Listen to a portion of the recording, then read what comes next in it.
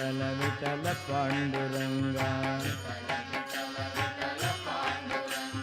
விட்டல விட்டல விட்டல பாண்டுரங்கா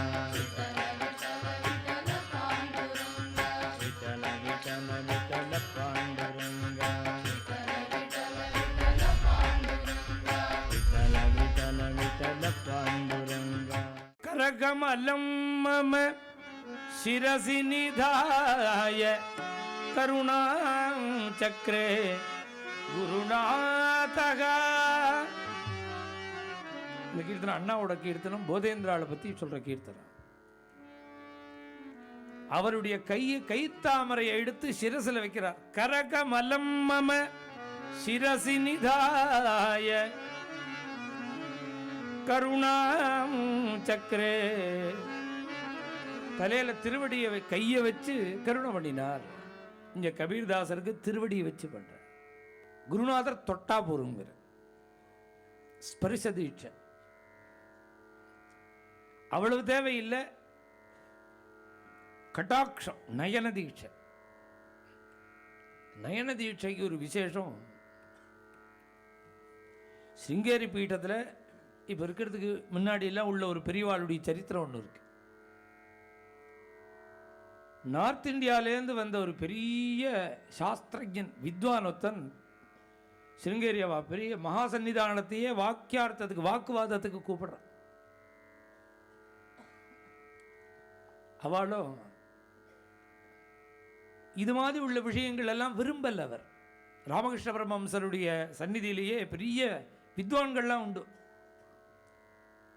அவள் எல்லாரும் என்ன பண்ணுவா, இவர் அங்கே உள்ளே இருக்கும்போது பெரிய பெரிய விஷயங்களை எடுத்து அலசுவா, பேசுவா. பொறுத்து பார்த்தார் பரமஹம்சர். அவர் கலந்துக்கவே மாட்டார். பொறுக்கல்ல அவருக்கு.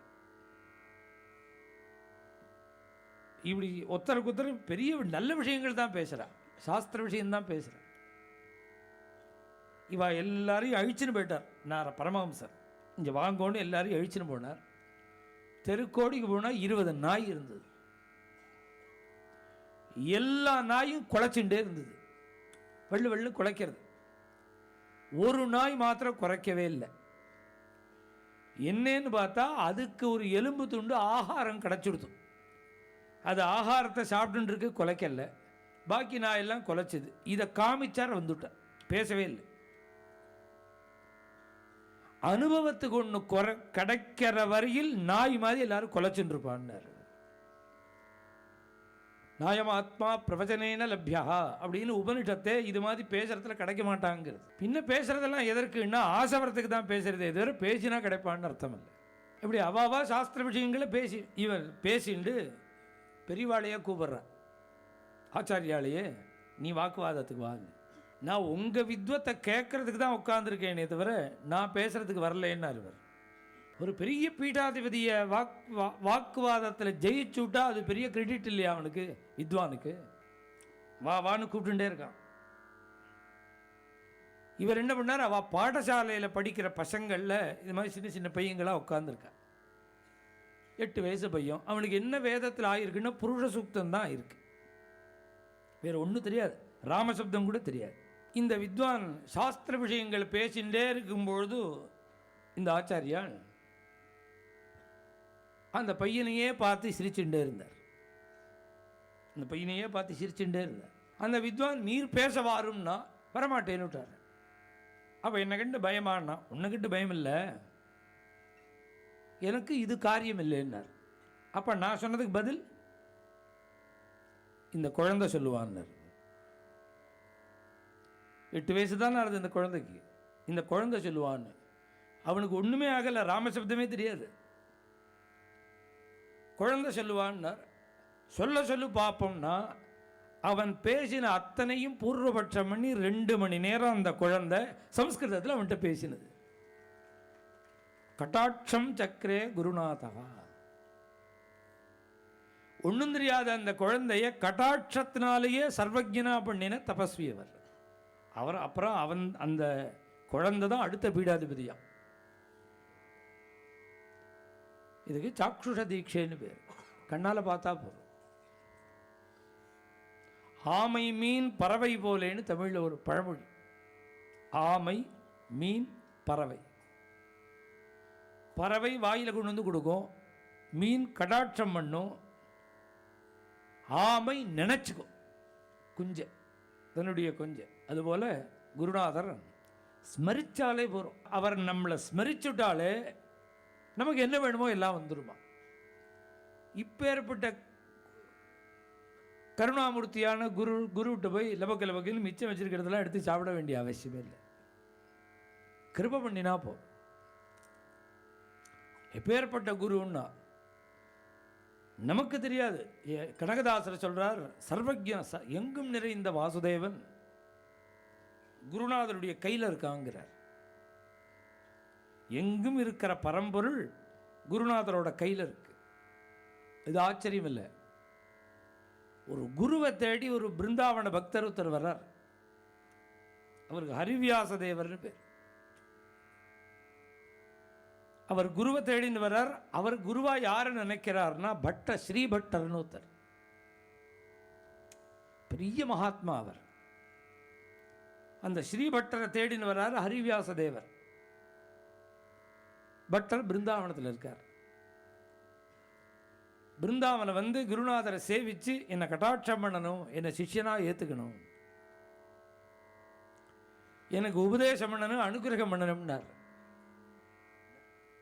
உடனே குரு அதெல்லாம் பண்ணுறது இருக்கட்டும், நான் உட்காந்துருக்கேன்னு என்கிட்ட நீ என்ன பார்க்குறேன்னு கேட்டார். நீங்கள் உட்காந்துருக்கிறத தான் பார்க்குறேன். அப்போ ஒரு காரியம் பண்ணு, அங்கேருந்து கோவர்தனம் ஒரு 20 கிலோமீட்டர் பிருந்தாவனத்துலேருந்து நேராக கோவர்தனம் போ. 12 வருஷ காலம் தினசரி கோவர்தனத்தை பரிக்கிரமா பண்ணினார், பிரதட்சிணம் பண்ண. 12 வருஷம் பண்றார். கார்த்தால ஒரு பரிக்கிரமா, சாயங்காலம் ஒரு பரிக்கிரமா. 12 கிலோமீட்டர் கோவர்தனத்தை பரிக்கிரமா பண்ணா 12 கிலோமீட்டர். கோவர்தன கிரியை சுற்றி பக்கத்திலேயே வரலாம், அப்படி ஒரு பாதை இருக்கு. 12 கிலோமீட்டர் தினசரி கார்த்தாலையும் சாயங்காலமும் பண்றார். 12 வருஷம் பண்ணார். குரு சொல்லிட்டா கேட்க வேண்டியது தானே. திரும்பி வந்தார். குரு நமக்கு அனுகிரகம்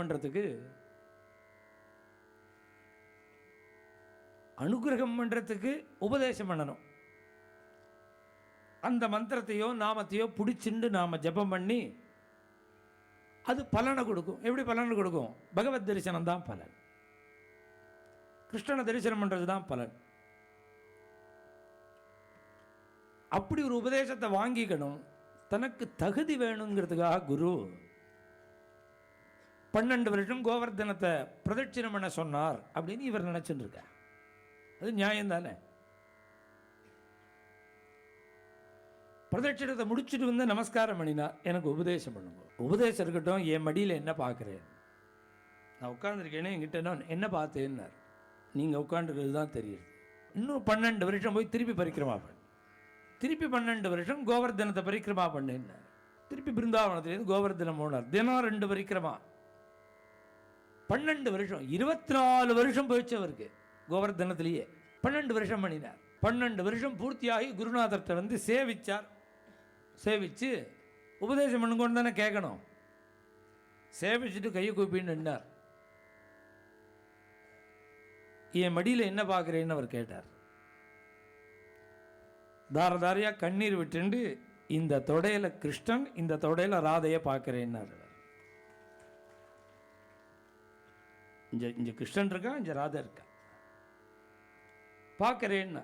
குரு உபதேசம் பெற்று ஜபம் பண்ணி அது பலனை கொடுக்கறதேல தானே பகவத் தரிசனம். இன்னும் உபதேசமே ஆகலையே இருக்கு. உபதேசமே ஆகல. கோவர்தன பரிக்கிரமா பண்ணிட்டு வாழ்னார். பலனை முதல்ல கொடுத்துட்டார். சாதனை வேணும்னா பண்ணு, வேண்டாட்டா போ. அவரோட மடியில கிருஷ்ணனும் ராதையும். இவருடைய சித்திரத்தை நம்ம பாண்டுரங்கனோட கோவிலில் அந்த கதவில் வச்சுருக்கோம். அந்த கதவில் நிறைய மகாத்மாக்கள், கோரா கும்பார், இது மாதிரி உள்ள துகாராம், ஞானேஸ்வரி, இத்தனை பேருடைய திருவுருவம் இருக்குது. அதில் இந்த பட்டரோடது இருக்குது. அந்த பட்டர் உட்கார்ந்துருப்பார் பிருந்தாவனத்தில் ஒரு மரத்தடியில், ஒரு தொடையில் கிருஷ்ணன், இன்னொரு தொடையில் ராதை. இது ஆச்சரியம் இல்லை, இது மாதிரி ஒரு வல்லவருடைய சிஷ்யரையும் ஒருத்தர், வல்லபாச்சாரியாருடைய சிஷ்யரில் ஒருத்தர், அவர் அருமையாக பாகவதம் சொல்லுவார். அந்த பாகவத சிரவணத்துக்கு ஒருத்தர் போயிருக்கார், கேட்போம்னு. அவர் பாட்டு கதை சொல்லிட்டு இருக்கார். அவர் மடியில் கிருஷ்ணன் புரண்டு விளையாடின்னு இருக்கான். அவர் கதை கேட்கிறவர் பார்க்கிறார், அசந்து விட்டார். அவர் பொய்யோன்னு நினைச்சார். நம்ம பார்க்கறது பொய்யோன்னு கிள்ளி பார்த்துட்டார். நடுப்பில் அவரை கதை சொல்ல விடாமல் ஹிம்சை பண்ணுறான். என்னென்னமோ அவர்கிட்ட கேள்வி கேட்டுட்டே இருக்கான். அவர் கதையை நிறுத்திட்டு இவனுக்கு பதில் சொல்லிட்டு இருக்கார். அவருக்கு புரியவே இல்லை. நாம் இத்தனை நாளாக கிருஷ்ண தியானம் பண்ணினுமே, கிருஷ்ணமந்திரம்லாம் ஜபம் பண்ணினுமே, அதுக்கு சாட்சாத்காரம் ஆகணும்னு, நம்முடைய சாதனைக்கு சாட்சாத்காரமாக இவருடைய மடியில் கிருஷ்ணன் நமக்கு தரிசனம் கொடுக்குறானோ, அப்படி கொடுக்குறவன் இவர் மடியில் கொடுக்க வேண்டிய அவசியம் என்ன? இல்லை, அவருக்கு சாட்சாத்காரமா? அவருக்கு புதுசாக சாட்சாத்காரம் மாதிரி தெரியல, ரொம்ப பழகினா மாதிரி ஒருத்தருக்கு ஒருத்தர் பேசிக்கிறார். முதல்ல நினச்சார் இப்படி உட்காந்துருக்கிறது அவருக்கு தெரியுமா தெரியாதான்னு. அப்புறம் அவருக்கே தோணுது, அதான் இவ்வளோ பேச்சு பேசுகிறான், பதில் சொல்கிறாரு. கதை முடிஞ்சவுடனே அவரை போய் சேவிச்சுட்டு, நான் இப்படி ஒரு காட்சி கண்டேன், எனக்கு ஒன்றுமே புரியலையே, கிருஷ்ணன் தானேன்னா. அவர் சொல்கிறார், எனக்கு கதையே சொல்ல விடாமல் இப்படி ரொம்ப உபதிரவம் பண்ணுவான் அவன். இப்படி கிருஷ்ணன் மடியில் இருக்கும்பொழுதே அவரால் எப்படி பாகவதம் சொல்ல முடியுதுன்னார். பகவான் மடியில் வந்துட்டான்னா அப்புறம் கதை எப்படி ஓடும்? அவர்கிட்ட கேட்டால் பகவான் இருக்கும்பொழுதே நீங்கள் இப்படி என்னமா பாகவதம் சொல்ல முடியுதுன்னார். அவர் சொல்கிறார், பகவான் ஏன் மடியில் உட்காந்துருக்கான்? நான் பாகவதம் சொன்னதுனால தானே. அவன் எதனால் கிடைச்சானோ அதை நான் விடுவேனாங்கிறார். அவன் எதனால் கிடைச்சானோ அதை விட முடியாது. அவர் பாகவதம் சொல்லிகிட்டே இருக்கார். இந்த குழந்தை கிருஷ்ணன் அவர்கிட்ட பேசிகிட்டே இருக்கான். இப்படி ஒரு கிருபை பகவான் பண்ணியிருக்கானே, நீங்கள் யாரோட சிஷ்யருங்கிறார். அப்போ தான் சொல்கிறார், வல்லபாச்சாரியாலோட சிஷ்யர். ஒரு சிஷ்யருடைய மடியிலேயே கிருஷ்ணன் இப்படி விளையாடினான்னா குரு மடியிலே எப்படி விளையாடுவான்? அதை தேடிண்டு அவர்கிட்ட போகிறார். இதுபோல் உபதேசம், அவரை சாதனை பண்ணுறது, அப்புறம் சாட்சாத்காரங்கிறதெல்லாம் இல்லை. இவாளெல்லாம் மகாத்மாக்களாக இருக்கிறதுனால சாட்சாத்காரம்னா என்ன, வந்த உடனேவே சாட்சாத்காரம். உபதேசம்லாம் அப்புறம்தான். அதுபோல உள்ள ஒரு மகாத்மாக்கள், ராமானந்தர் எத்தனை பேரை உத்தாரணம் பண்ணியிருக்கார். கபீர்தாசர் இப்படி படுத்துட்டு இருக்கார். ராமநாமம் உபதேசமும் ஆயிடுச்சு. அவரும் திருவடியை வச்சார், ராமநாமம் உபதேசம் ஆச்சு. இவர் ராமானந்தர் தான் எனக்கு குரு, ராமானந்தர் தான் எனக்கு குரு, இவர் ஜெகத்து முழுக்க சொல்லிட்டு இருக்கார். அவ அம்மாட்ட முஸ்லீம்லாம் போய், உங்கள் பிள்ளை இப்படி நம்ம மதத்தையே கெடுக்கிறான், துரோகியாக இருக்கான். ஹிந்து சன்னியாசிட்டு போய் உபதேசம் வாங்கிண்டு, துளசி மாலை போட்டுண்டு, கோபி ஏட்டுண்டு, ராமானந்தர் தான் குரு, ராமானந்தர் தான் குருன்னு சொல்லிட்டு இருக்கான்னு அவன் அம்மாட்டையும் சொன்னான். தன்னை குருன்னு இவன் சொல்லிட்டு அலையறான்னு ராமானந்தருக்கு தெரிஞ்சது, அம்மா வருத்தப்படுறாங்கிறதும் தெரிஞ்சது. கூப்பிட்டு அனுப்பிச்சு விட்டார். யாவோ ஜூ பக்கரி வாக்கோ கப் ஹம் சிஷ்ய கியோ, கப் ஹம் சிஷ்ய கியோ. இவன் முஸ்லீமனோ, முஸ்லீம் அவருக்கு ஒன்றும் அவருடைய மனசில் இவன் முஸ்லீம் ஹிந்துலாம் கிடையாது.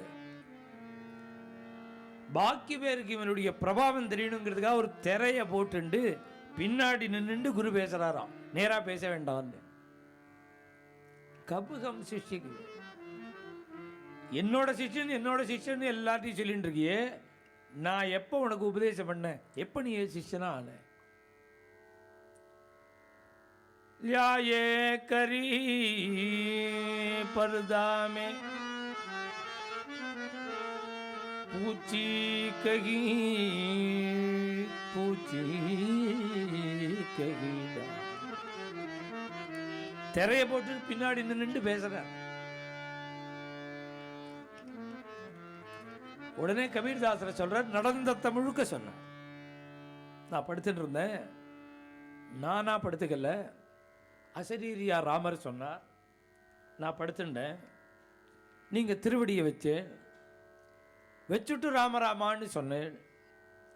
சொன்னதை நான் எடுத்துனுட்டேன். தாரக மந்திரத்தை உபதேசமாக எடுத்துட்டேன்.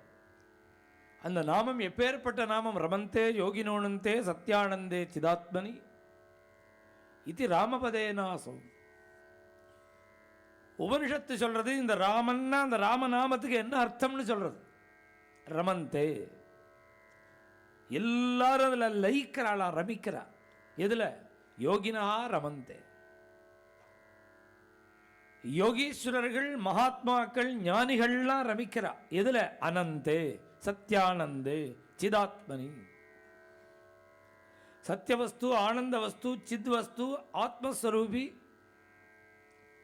அப்பேற்பட்ட வஸ்து, எந்த வஸ்துவில் ஞானிகள்லாம் ரமிக்கிறாளோ அவர்கள் ரமிக்கிற வஸ்துக்கு ராமன்னு பேரு.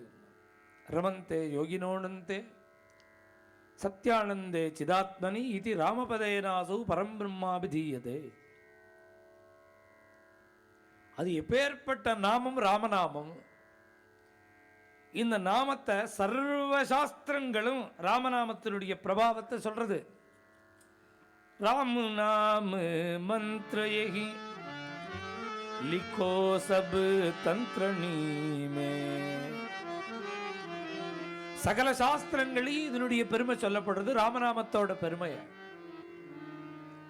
கோடி நாமங்கள் பகவானுக்கு இருந்தாலும் இந்த நாமத்துக்கு தான் தாரக நாமம்னு பேர். தாரகம்னா தாண்ட வைக்கிறது. எதை தாண்ட வைக்கிறதுன்னா ஜனனம், மரணம், சம்சாரம், பயம், துக்கம், சோகம், மற்ற என்னென்ன சிரமங்கள் உண்டோ அத்தனையிலேருந்தும் யாரு இந்த நாமத்தை ஜபம் பண்றானோ அவனை தாண்ட வைக்கிறது தாரக நாமா. அதனாலதான் பத்ராச்சல ராமதாசர் கோர பவார்ணவ, பவம்னா சம்சாரம், ஜனன மரணம், பிறப்பு இறப்பு. அது ஒண்ணும் இல்ல. அர்ணவம்னா சமுத்திரம். ஜனன மரணம்ங்கிற பெரிய சமுத்திரம். அது அது பார்க்கறதுக்கு அழகு இல்லை, கோரம், அதிபயங்கரமானது. அதிபயங்கரமான கோரமான சம்சார சாகரம் இருக்கே, அத கோர பவார்ணவ தாரக நாமதேயா, அதை தாண்ட வைக்கக்கூடிய நாமத்தை உடையவனேங்கிறார் ராமரை பார்த்து. ராமநாமத்தோட பிரபாவம். கடைசி காலத்தில் எந்த ஜீவன் மரிச்சாலும் அதோட வலது காதுல காசியில விஸ்வேஸ்வரன் ராமநாமத்தை உபதேசம் பண்ற. மகாமந்திர சோயி ஜபத மகேசு காசி முக்தி ஹேத்து உபதேசு. துளசிதாசர் சொல்ற மகாமந்திரம் காசியில மோட்சத்துக்கு ஹேத்து வேணுமோ, மோட்சம் அடையிறதுக்கு மோட்ச ஹேது என்ன? ராமநாமம். சகல சாஸ்திரங்களையும் ராமநாமம் சொல்லப்படுது. இன்னும் ஆச்சரியம்னா தசரதன் புள்ளதான ராமன். அப்ப சாஸ்திரங்கள்லாம் என்னமா ராமநாமத்தை சொல்லும், முன்னாடியே என்னமா சொல்லும்னா வசிஷ்டர் ராமன் பேர் வச்சதுனால ராமநாமம் பிரசித்தம் இல்லை. பின்ன என்னன்னா அந்த பரம்பொருளுக்கு ராமன் பேர் உண்டு. அந்த பரம்பொருள் தான் இப்ப தசரதனுக்கு பிள்ளையா பிறந்திருக்குங்கிறதுனால தான் அந்த ராமநாமத்தை இந்த குழந்தைக்கு வச்சார். அவர் ராமர் வர்றதுக்கு முன்னாடியே ராமநாமம் உண்டு.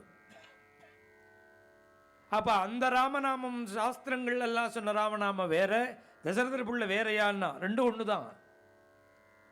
எப்படி ஒண்ணாகும்னா அவன் தான் இவன்கிறதுனால தான் அந்த நாமத்தை வச்சாராம் அவர் ராமநாமத்தை. வசிஷ்டா பரமப்பிரீதா, மடியில் எடுத்து வச்சுண்டு, அவர் மடியில் எடுத்து வச்சுண்டு குழந்தைக்கு பேர் வைக்கிறார் வசிஷ்டர். பரமப்பிரீதான்னார் வால்மீகி. பரமானந்த சாகரத்தில் முழுகினாரா. ஏன்னார் இப்ப குழந்தையா இருக்கு, மடியில் எடுத்து வச்சுட்டோம். சாதாரணமாக மடியில் எடுத்து வச்சுக்க முடியுமா? பூப்பாது எஸ்யனாவிர் வேதசுரனில சந்திரசூரியோச்ச நேத்ரே. மகாபலிக்கு வந்தா மாதிரியோ திரிவிக்ரமமூர்த்தியாவோ துரியோதன சபையில் காட்டினா மாதிரியோ ஒரு விஸ்வரூபம் எடுத்துட்டார் அப்படின்னா அவர் எடுத்து மடியில் வச்சுக்க முடியுமா? தசரதன் பண்ணின பாக்கியமோ கௌசல்யா பண்ணின பாக்கியமோ தெரியாது, நாம பண்ணின பாக்கியம் மடியில் எடுத்து வச்சுட்டு இருக்கோம். விட்டல விட்டல விட்டல பாண்டுரங்கா, விட்டல விட்டல விட்டல பாண்டுரங்கா.